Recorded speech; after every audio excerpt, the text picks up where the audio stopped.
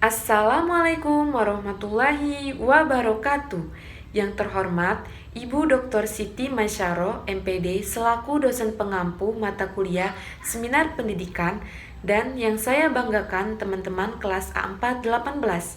Sebelumnya, perkenalkan nama saya Ulfa Dewianti, NPM 18144600115. Di sini saya akan mempresentasikan hasil seminar proposal saya yang berjudul Analisis Nilai-Nilai Karakter Siswa melalui Pendidikan Sekolah Ramah Anak di Kelas Tinggi SD Negeri 23 Mendo Barat.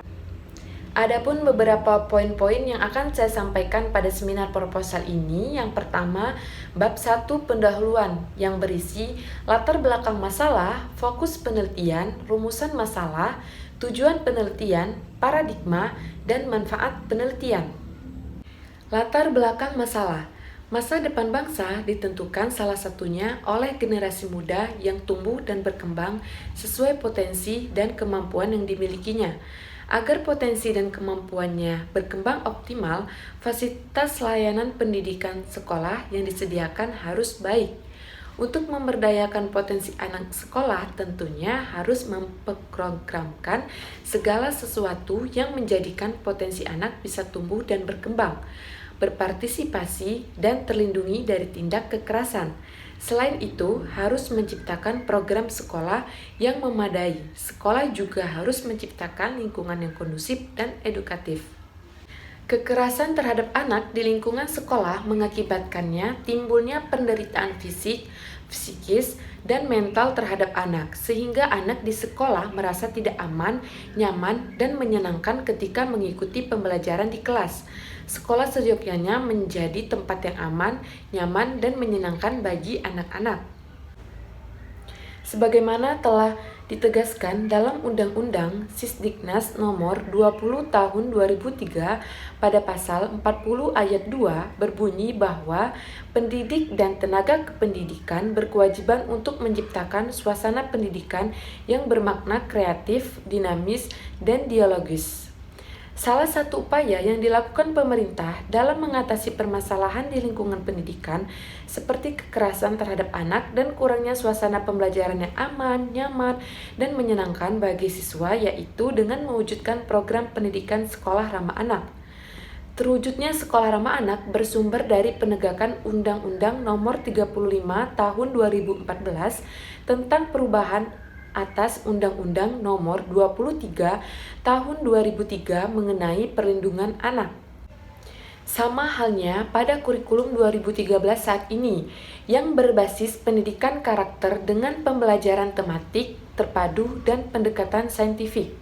Salah satu misi dari SD Negeri 23 Mendo Barat yaitu mengupayakan terbentuknya sikap berbudi pekerti luhur dan berkarakter Islami. Pendidikan sekolah ramah anak di SD Negeri 23 Mendo Barat sudah dilakukan sejak tahun 2010 hingga sekarang dan sudah berjalan sesuai rencana dengan baik. Tentunya, sekolah sudah memiliki sarana dan prasarana yang mampu mendukung fasilitas sekolah ramah anak berdasarkan pedoman sekolah ramah anak, yang mana sekolah harus memenuhi sarana dalam bentuk keselamatan, kesehatan, kenyamanan, kemudahan, serta keamanan. Saat ini, sekolah sudah memiliki fasilitas dari sisi keselamatan, yaitu sekolah sudah memiliki bangunan sekolah yang kuat, kokoh, dan stabil, serta memiliki sistem proteksi kebakaran yang berfungsi dengan baik. Sekolah juga sudah memiliki sarana dari sisi kesehatan, yaitu memiliki ruang UKS dan tempat pembuangan sampah. Sekolah sudah memiliki fasilitas dari sisi kenyamanan, yaitu sekolah memiliki kapasitas ruang kelas siswa dengan fungsi isi ruang, jumlah peserta didik, aktivitas peserta didik, dan memiliki lab IPA serta komputer.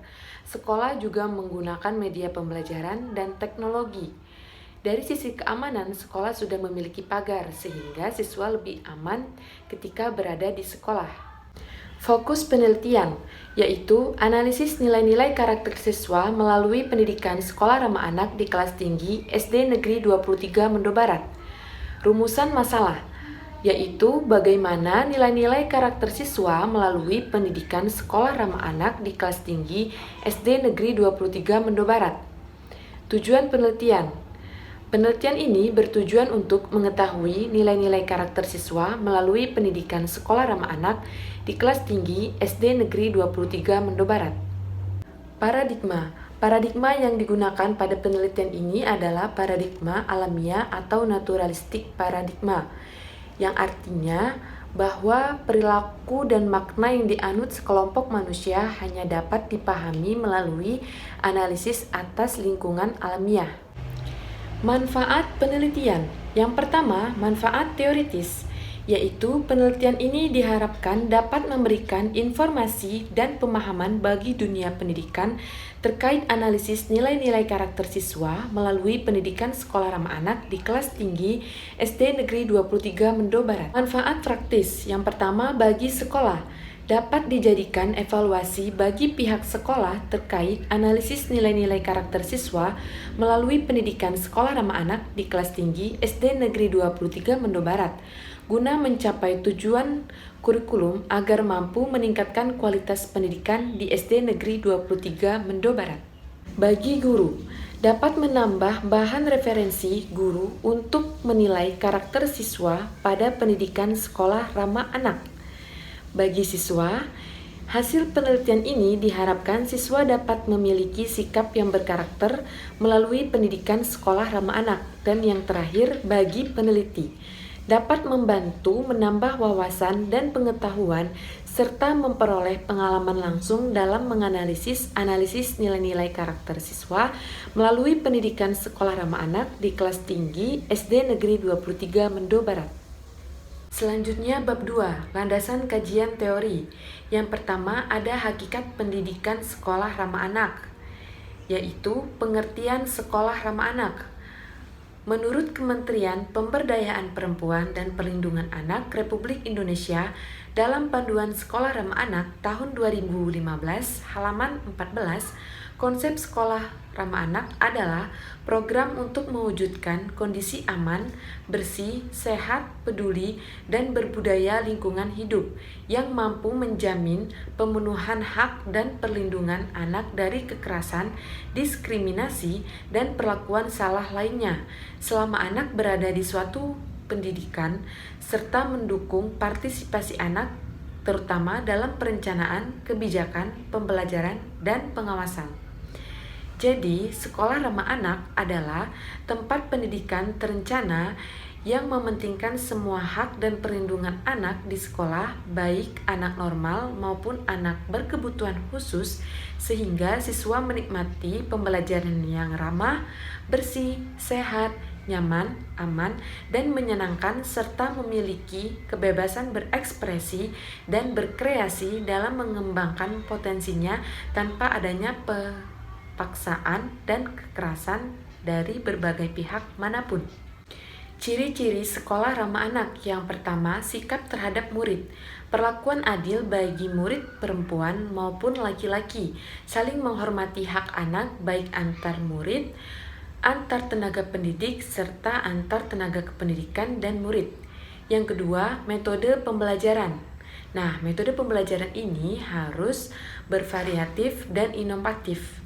Dalam proses pembelajaran di kelas haruslah menyenangkan, menarik bagi siswa untuk mengembangkan potensi belajarnya. Yang ketiga, media pembelajaran. Media pembelajaran harus partisipasi dari murid supaya murid lebih aktif dalam proses belajar. Guru sebagai fasilitator proses belajar mendorong dan memfasilitasi murid dalam menentukan cara atau jawaban sendiri dalam suatu persoalan. Yang keempat, partisipasi murid. Murid dilibatkan dalam berbagai aktivitas yang mengembangkan kompetensi dengan menekankan proses belajar melalui berbuat sesuatu. Yang kelima, penataan kelas. Murid dilibatkan dalam penataan bangku, dekorasi, dan industri yang menggunakan ilmu pengetahuan maupun lainnya. Yang keenam, lingkungan kelas.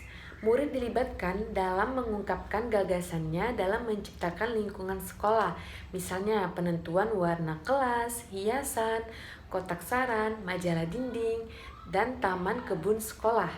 Syarat pendidikan sekolah ramah anak ada 4. Yang pertama, tidak membedakan jenis kelamin. Yang kedua, menumbuhkan sikap kritis kepada anak. Yang ketiga, tidak diskriminatif dan menghargai perbedaan. Dan yang terakhir, demokratis. Prinsip sekolah pendidikan ramah anak ada 5. Yang pertama, non-diskriminasi. Yang kedua, kepentingan terbaik bagi anak. Yang ketiga, hidup, kelangsungan hidup, dan perkembangan. Yang keempat, penghormatan terhadap pandangan anak. Dan yang terakhir, pengelolaan yang baik. Aspek-aspek penyelenggaraan sekolah pendidikan ramah anak ada 3. Yang pertama, program sekolah yang sesuai.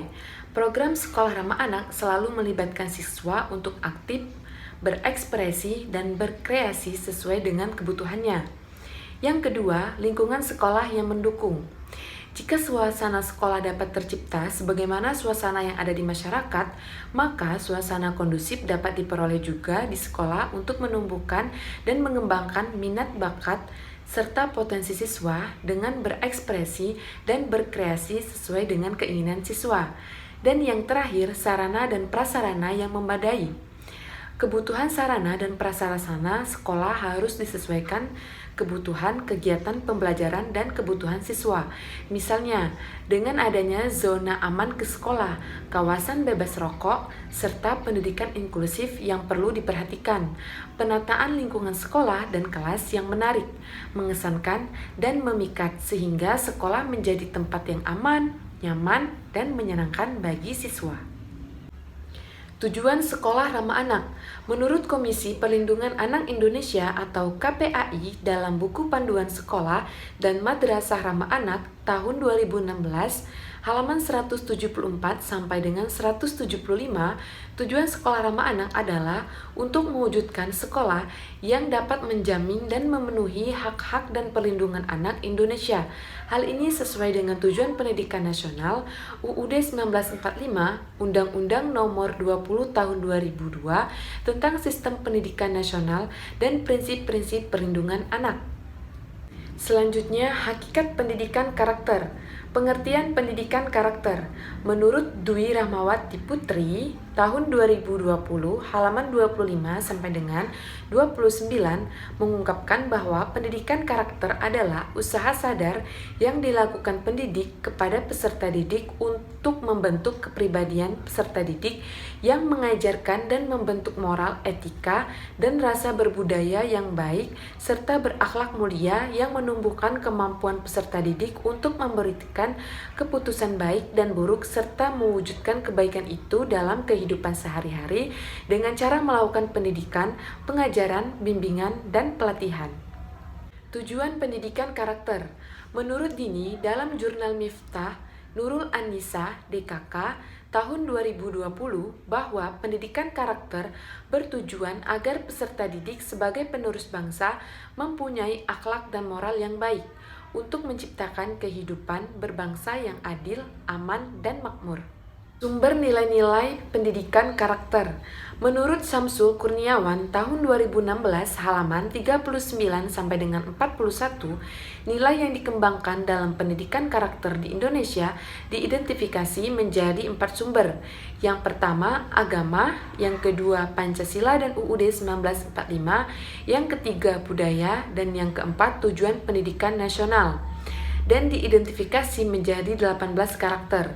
Melalui sumber-sumber nilai pendidikan karakter diharapkan mampu mengimplementasikan pendidikan sekolah ramah anak dalam pengembangan pembentukan karakter siswa. Deskripsi nilai-nilai pendidikan karakter. Adapun 18 nilai-nilai karakter tersebut, yang pertama, religius, jujur, toleransi, disiplin, kerja keras, kreatif, mandiri, demokratis, rasa ingin tahu, semangat kebangsaan, cinta tanah air, menghargai prestasi, bersahabat atau komunikatif, cinta damai, peduli lingkungan, peduli sosial, dan yang terakhir tanggung jawab. Pertanyaan penelitian. Untuk pertanyaan penelitian, saya menggunakan pertanyaan bagaimana. Misalnya, bagaimana nilai karakter religius siswa melalui pendidikan sekolah ramah anak di kelas tinggi SD Negeri 23 Mendo Barat. Bab 3 Metode penelitian. Yang pertama, latar penelitian, cara penelitian, data dan sumber data, prosedur pengumpulan data, analisis data, dan pemeriksaan keabsahan data. Bab 3 Metode penelitian. Yang pertama, latar penelitian.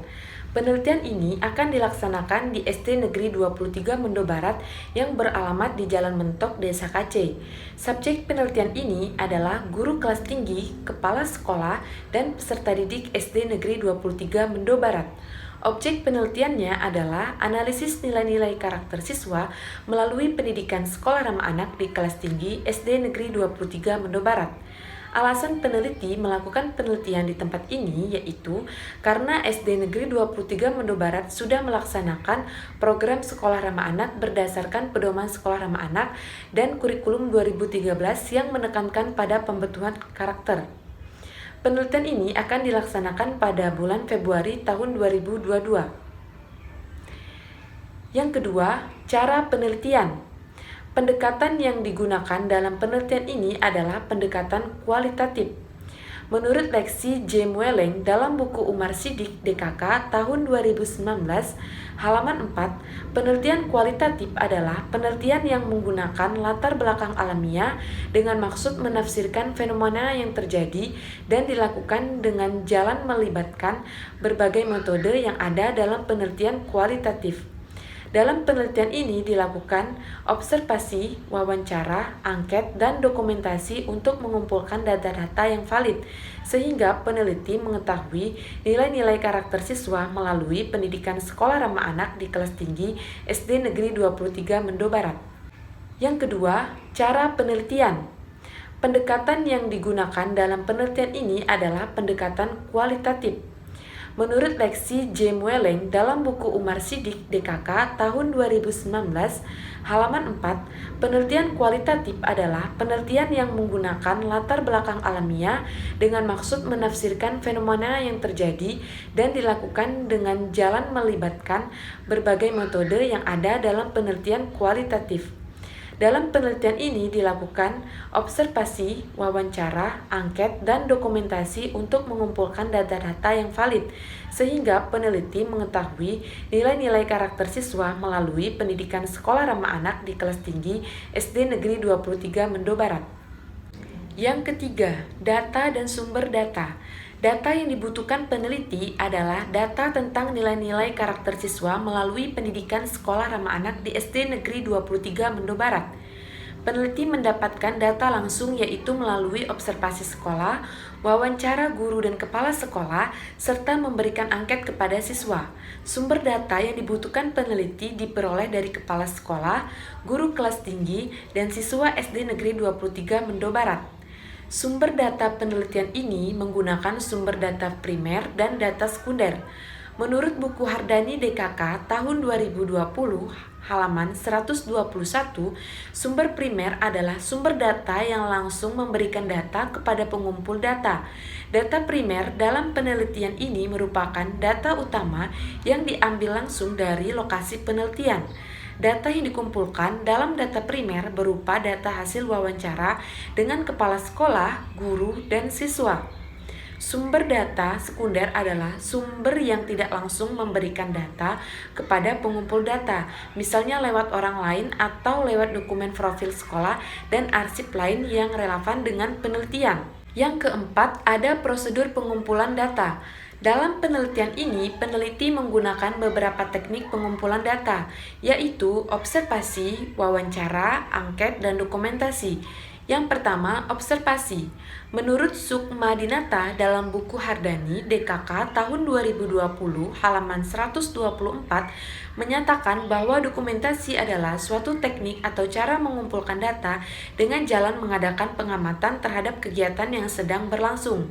Kegiatan tersebut bisa berkenaan dengan cara guru mengajar, siswa belajar, kepala sekolah yang sedang memberikan pengarahan, rapat, dan sebagainya.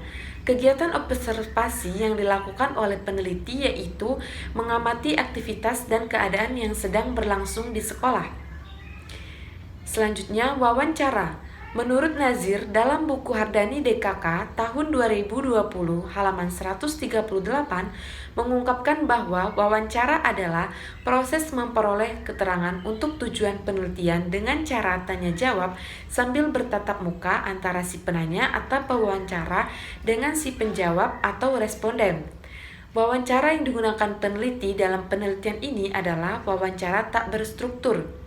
Menurut Sugiono, dalam Umar Sidik DKK tahun 2019 halaman 94, wawancara tak berstruktur adalah wawancara yang bebas di mana peneliti tidak menggunakan pedoman wawancara yang telah tersusun secara sistematis dan lengkap untuk pengumpulan datanya.